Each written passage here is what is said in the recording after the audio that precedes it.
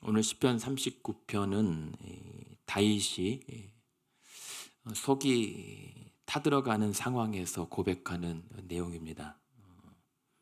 지금 죽을 것 같은 상황, 그래서 답답해서 어떻게 해볼 도리가 없는 삶의 무기력한 상황에서 하나님을 붙잡고 매달리고 있습니다.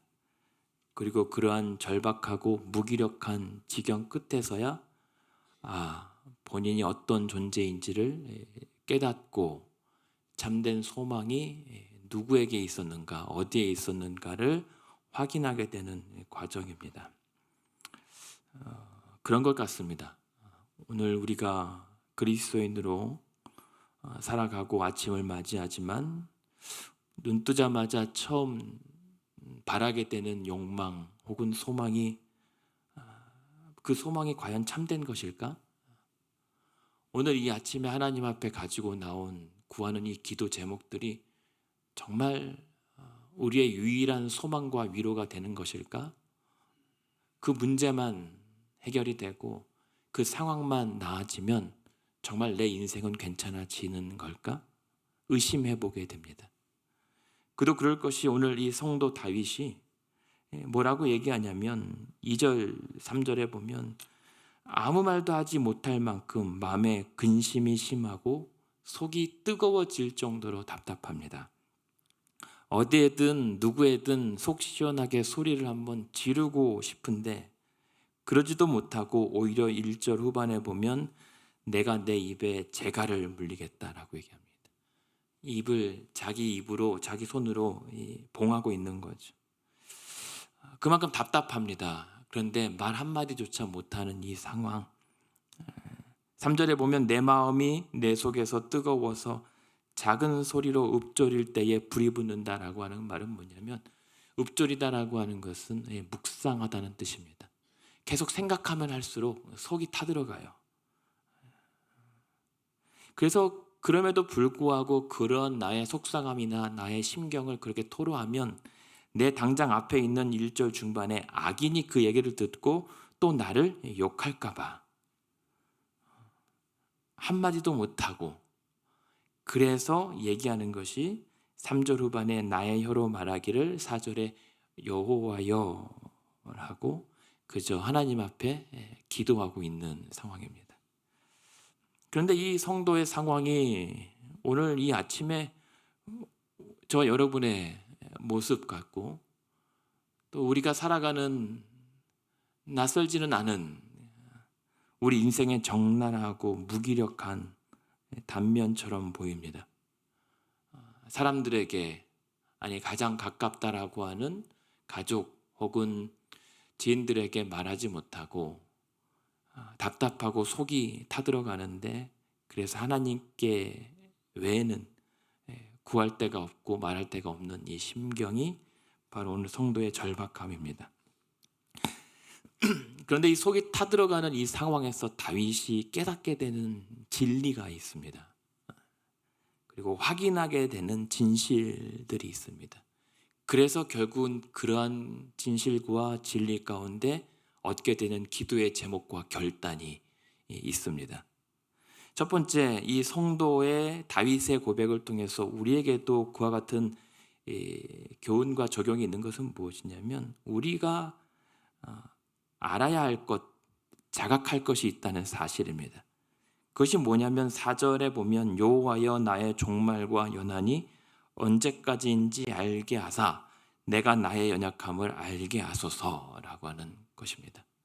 우리가 하나님 앞에 기도할 때는 언제이냐면 우리가 얼마나 연약한 자인지 얼마나 무력한 인생인지를 알게 될 때 그러건 참되고 절대자이시고 또 위대하신 존재 그 하나님 앞에 엎드리게 되는 것이죠. 우리가 괜찮아 하고 내가 그래도 건재하고 이만하면 살만하다라고 느껴질 때 우린 기도하지 않습니다.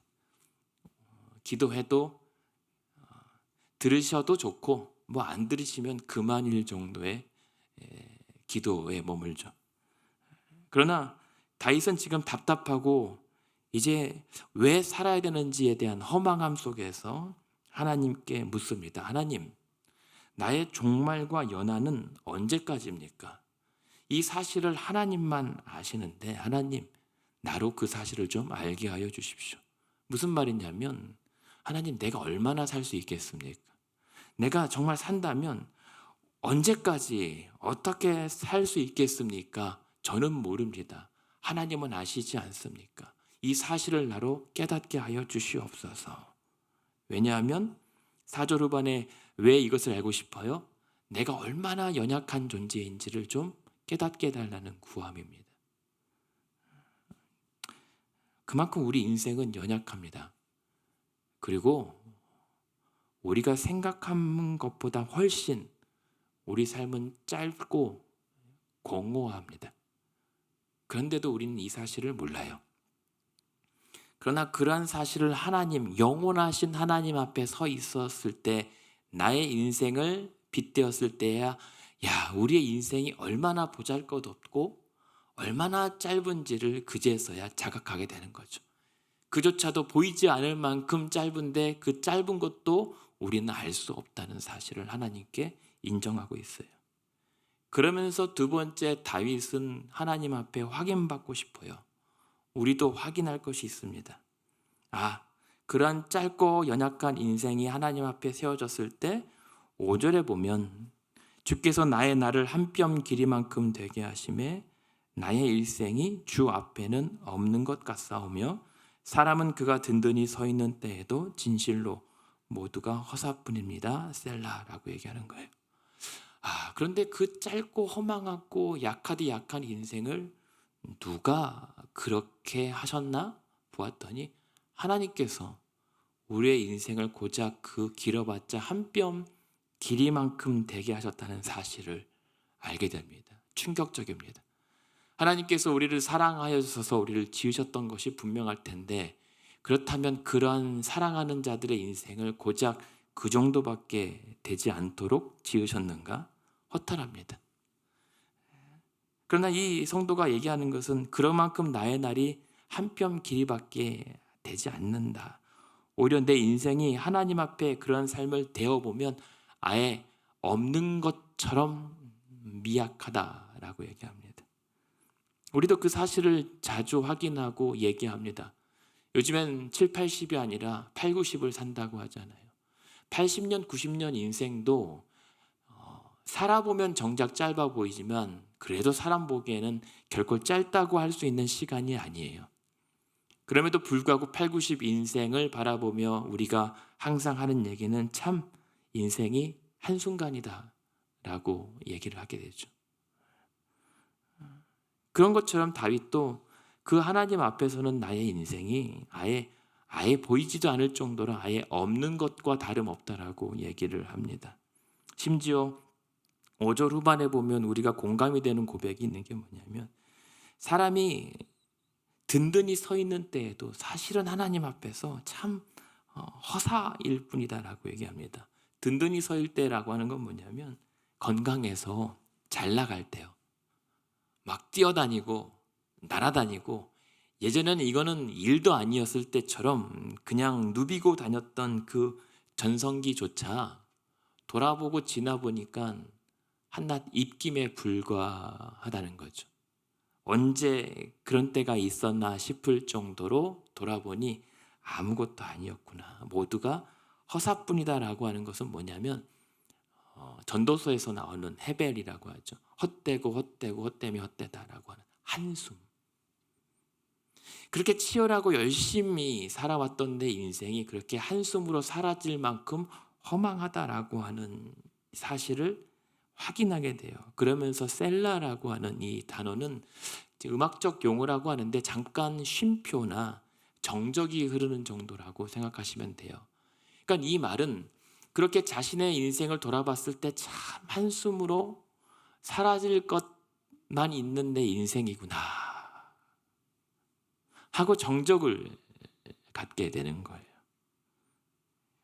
그러면서 그렇군요 하나님.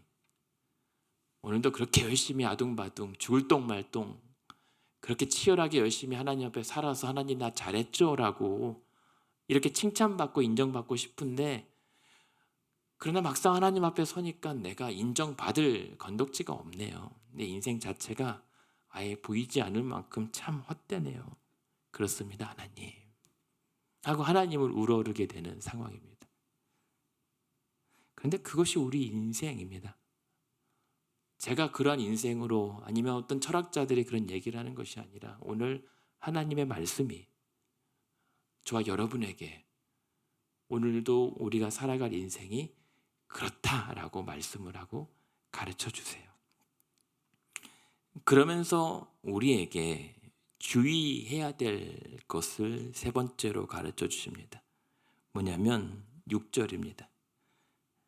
그런데도 불구하고 사실상 각 사람들은 그림자같이 다니고 헛된 일로 소란하고 재물을 쌓으나 누가 거들든지 알지 못한다. 그렇게 열심히 믿음으로 살아간다고 했는데도 불구하고 우리의 목표의 조준이, 우리의 소망이 허황된 곳에 매달려 있으니 우리가 그렇게 분주히 뛰어다니고 정말 쉴 틈 없이 열심히 살아가는데도 막상은 그 사람은 그림자같이 실체 없는 인생을 살아간다는 겁니다. 도무지 잡히지도 않고 잡을 수도 없는, 열심히 쫓아다녔는데 그냥 그림자 밟기에 지나지 않은 인생. 우리 인생 그러지 않습니까? 여러분 그렇게 열심히 살아왔는데 당장 여러분 손에 쥐어진 게 하나도 없잖아요. 돈이라고 하는 것도 은행에 찍힌 통장의 숫자에 불과하지 내 손에 당장 잡히는 건 고작 한 줌도 안 되잖아요. 여러분의 자녀들과 여러분의 인생과 여러분의 사업과 여러분의 모든 인생들 그렇게 치열하게 이룬 것 같은데 실체 없는 그림자처럼 잡히는 게 없습니다. 사실상. 그러니까 그 말은 그러한 모든 나의 업적과 이루었던 치열한 수고들이 나의 삶의 충족함으로 만족함으로 다가오진 않는다는 겁니다. 결국 그것들이 내게 만족을 줄 수는 없다는 사실을 우리는 알면서도 우리는 여전히 분주히 다녀요. 여전히 6절에 보면 헛된 일로 소란합니다. 무의미하고 무익한 일들로 목숨을 걸고 다투고 고민하고 씨름합니다. 더 나아가서 그 때문에 재물을 쌓았지만 누가 그 재물을 거두고 누릴지는 보장하지 못하는 겁니다. 그렇게 평생 모은 재물, 내가 평생 쌓은 명예, 평생 쌓은 지위, 그러나 그 모든 것들을, 혜택을 내가 누릴 줄 알았는데 장담하지 못한다는 거예요. 어떤 분의 인생은 정말 내가 젊을 때 열심히 성공해서 돈을 빨리 모아서 조기 은퇴해서 요트를 타고 그 노후를 편안하게 살아보겠다고 했지만 정작 그 누리기도 전에 삶을 마감하는 인생들,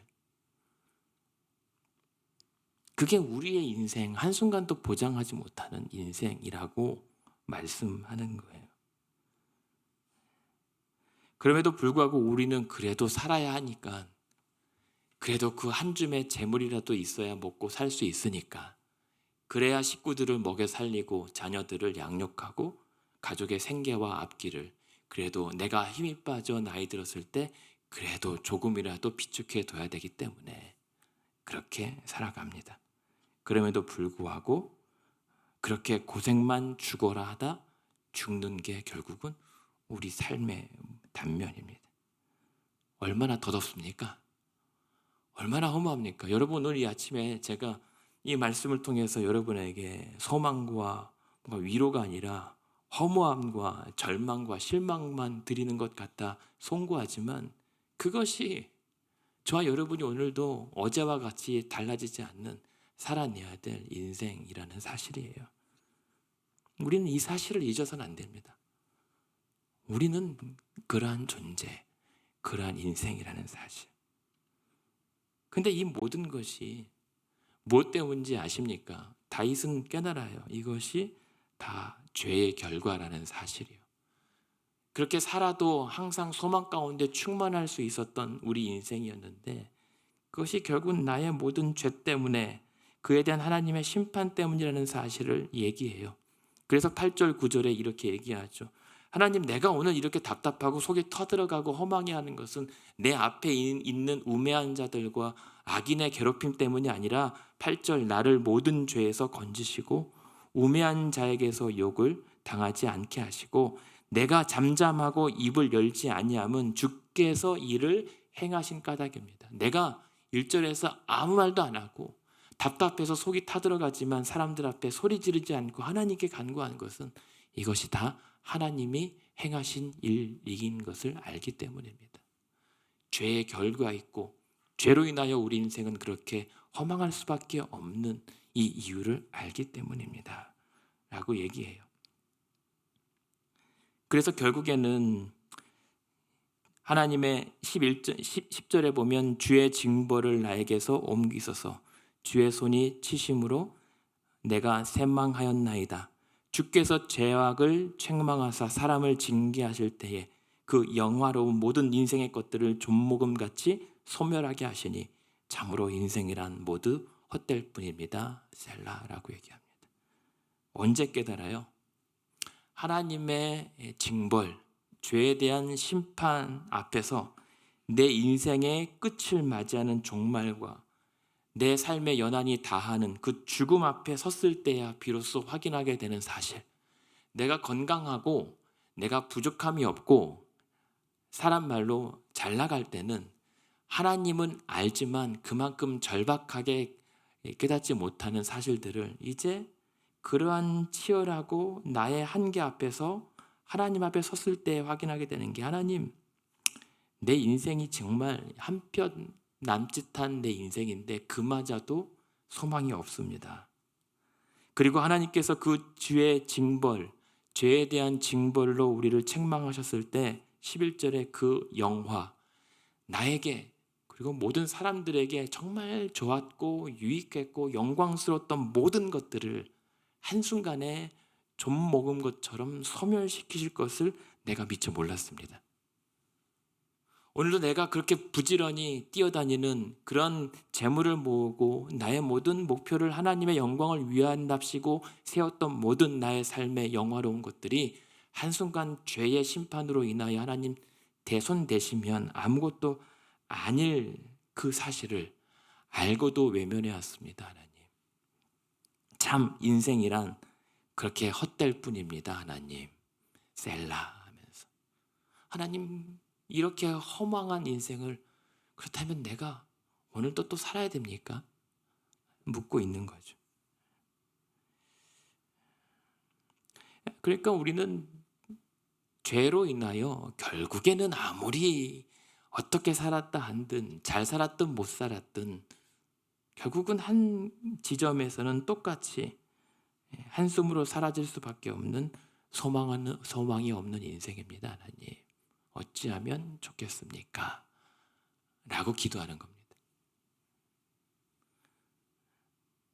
그러니까 이 성도의 고백은 오늘 하나님, 내가 이것을 할지 안 할지의 문제가 아니라 오늘 살아야 할지 말아야 할지, 이를 위해서 어떻게 하면 정말 좋을지 절체절명의 절박함 속에서 하나님 앞에 기도하는 겁니다. 근데 그러면서 참 다행인 것은 그러한 절망의 끝에서 그래서 그렇군요 깨달음이 있는 거죠. 그게 은혜입니다. 그것이 오늘 이 아침에 기도하는 여러분에게 주시는 하나님의 위로입니다. 그것이 무엇입니까? 7절입니다. 그래서 주여, 이제 내가 무엇을 바라리이까? 지금도 오늘도 나의 소망은 오직 주께만 있습니다. 그래서 허망한 나의 인생의 소망을 걸어둘 것이 아니라 나를 지으신 영원하신 하나님께만 나의 소망이 달려 있습니다 라고 고백하는 겁니다. 그것이 오늘 우리의 기도의 가장 근원적인 질문과 답이어야 합니다. 어떻게 살아야 할지도 중요하지만 하나님의 길을 분별하는 것도 중요하지만 그 하나님의 길을 찾는 목표가 실체 없는 그림자 같은 나의 영화와 영광 때문인지 아니면 정말 절대 소망이신 영원한 하나님 때문에 그 길을 분별하는 것인지를 우리는 묻고 확인해야 된다는 것이죠. 내가 주를 위하여 이 길을 가는 것인가? 아니면 나를 위하여 주의 길을 찾는 것인가? 왜냐하면 오늘 이 성도도 그래서 결단하는 거예요. 12절에 보면 여호와여 나의 기도를 들으시며 나의 부르짖음에 귀를 기울이소서. 내가 눈물을 흘릴 때에 잠잠하지 마옵소서. 나는 주와 함께 있는 나그네이며 나의 모든 조상들처럼 떠돌 수밖에 없는 떠돌이 인생입니다. 오늘 우리가 기도로 시작하고 믿음으로 시작하는 하루이지만 우리의 소망이 하나님께 달려있지 않을 때 우리는 오늘도 그저 나그네처럼 떠돌 수밖에 없는, 그리고 결국은 좀먹음같이 소멸될 것을 위해 분주하게 떠다니는 그런 실체 없는 인생이라는 사실을 우린 하나님 앞에 인정해야 돼요. 그런데 그것 아십니까? 그것이 우리를 자기를 비하하고 우리를 없이하는 자기 부정이 아니라는 사실. 오히려 그 실체를 우리가 인정함으로 인하여 오히려 참된 소망과 삶을 살게 된다는 역설이 기독교의 복음의 가르침입니다. 왜냐하면 그런 헛된 나의 욕망과 소망이 거두어질 때 참된 소망이 보이고 우리의 삶에 참된 소망으로 만족과 충만함이 있기 때문입니다. 그것이 바로 주여, 그렇다면 오늘 이 아침에 내가 무엇을 바라야겠습니까? 나의 소망은 오직 주께 있습니다. 그래서 얘기하는 거예요. 하나님, 나 허망하고 헛된데 오늘 살아야 됩니까? 라고 하는 고백처럼, 기도처럼 시작했지만 12절에 그러나 한참 적막과 한숨과 깨달음 가운데 그러므로 12절 여호와여 오늘 이 아침 나의 기도를 들으시고 나의 부르짖음에 귀를 기울여 주시옵소서. 이것이 우리의 아침의 기도이기를 원합니다. 그랬을 때 내가 눈물을 흘릴 때에 하나님 잠잠하지 않으실 것을 내가 믿습니다. 그래서 13절에 보면 이렇게 기도해요. 그러면서 그러니 하나님 주는 나를 용서하여 주시옵소서. 내가 떠나 없어지기 전에 나의 건강을 회복시켜 주시옵소서. 그는 처음엔 악한 사람들, 자기를 괴롭히는 우매한 사람들 때문에 못 살겠다라고, 이게 뭡니까 허탈했을지 모르나, 그러나 하나님 앞에 서보니까 다른 사람 탓, 상황 탓, 악인의 탓이 아니라 결국 내 안에 있는 죄 때문에 하나님 앞에 나도 심판받을 죄인이라는 사실을 깨닫고 하나님 앞에 기도의 제목이 수정이 되는 거예요. 하나님, 이 하나님의 공의와 또 정의를 나타내시는 것도 중요하지만 그 공의와 정의 때문에 내가 먼저 죽겠습니다. 나를 먼저 용서하여 주시옵소서. 나의 기도를 들으사 나를 용서하사 나로 다시 건강하게 하여 주십시오. 회복하여 주십시오. 여기서 13절에 보면 나의 건강을 회복시켜달라고 하는 것은 나로 다시 웃게 해 주십시오라고 하는 겁니다. 웃을 일 없잖아요, 여러분. 그냥 웃는 게 그냥 하하 하는 헛너털 웃음처럼 지나가는 것이 더 많아지는 인생이잖아요. 예전에 삶을 조금 덜 살았을 때는 떨어지는 낙엽에도 한번 슬퍼해봤고 지나가는 바람소리에도 깔깔깔 웃었던 인생이라면 점점 살면서 그 모든 것 하나가 다 사사롭고 그냥 겉핥기식으로 너털 웃음으로 허허 웃음 지면서 넘어가는 인생이 우리의 인생이잖아요. 근데 정말 우리의 정말 뜨겁게 내 속에서 우러나오는 정말 유쾌함과 정말 통쾌한 웃음을 언제 한번 질러봤는가 생각해보면 별로 없습니다.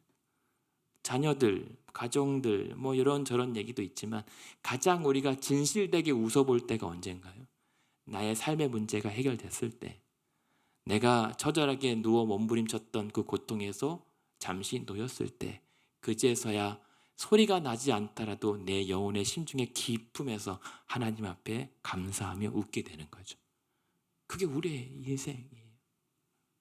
세상의 코미디나 즐거움의 어떤 유희의 어떤 이 경험들도 우리를 웃게 하지 못하는 겁니다. 그러나 하나님께서 내게 주시는 은혜의 충만함으로 우리는 비로소 웃게 되는 거죠. 그것이 나의 건강을 회복시키소서라고 하는 겁니다. 이 말은 무엇입니까? 오늘 하루도 그렇게 소멸되어지는 것, 살면 살수록 죽어가는 우리 인생이지만 나의 그러한 인생에 헛된 것이 아니라 참된 소망이신 하나님 안에서 나의 죄가 용서함 받고 대신 살게 하신 그 하나님의 은혜로 말미암아 나로 웃게 되고 강건하게 하시고 오늘 하루도 이왕이면 하나님 하실 수 있거든 나로 건강하게 즐겁고 행복하게 이 하루를 살아가게 하여 주시옵소서. 허망한 재물이 아니라 영원한 주님의 그 죄사함의 구원의 은혜로 말미암아 살게 하여 주시옵소서. 이것이 오늘 저와 여러분에게 주시는 하나님의 참된 위로인 줄로 믿습니다. 그래서 오늘도 저와 여러분이 마지막에 기도의 결론이 무엇입니까? 하나님, 오늘 나도 내가 무엇을 바라겠습니까? 물론 하나님 필요한 것도 있습니다.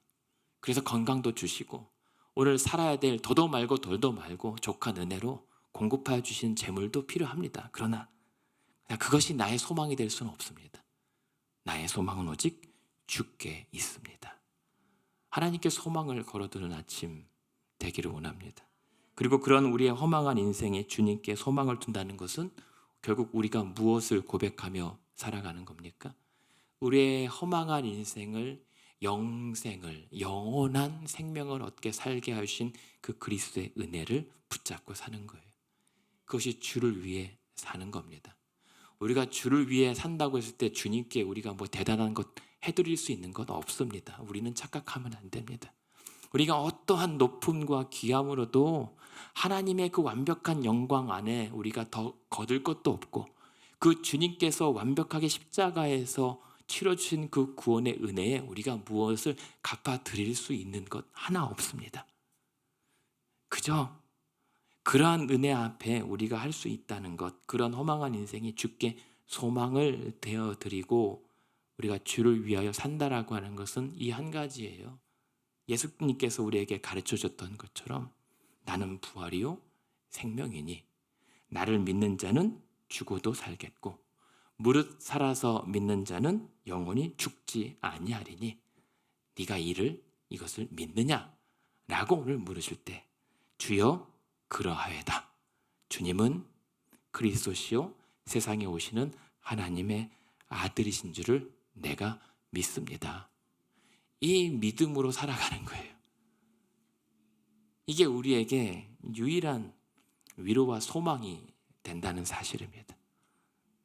그렇게 오늘도 저와 여러분이 주를 위하여 그렇게 살기로 그런 믿음으로 나아가 보기로 기도할 때 저와 여러분에게도 오늘 이 아침 그 십자가의 그 죄사함의 그 용서의 은혜로 말미암아 우리 모든 여러분들의 영혼이 잘됨같이 오늘 범사도 잘 되길 원하고 또 오늘도 강건하여 그래도 주께서 원하시면 하실 수 있으니 이왕이면 건강하고 웃으면서 또 하나님께서 이끄실 이 하루길 한번 따라가 보는 소망의 인생 되기를 주님의 이름으로 축원합니다.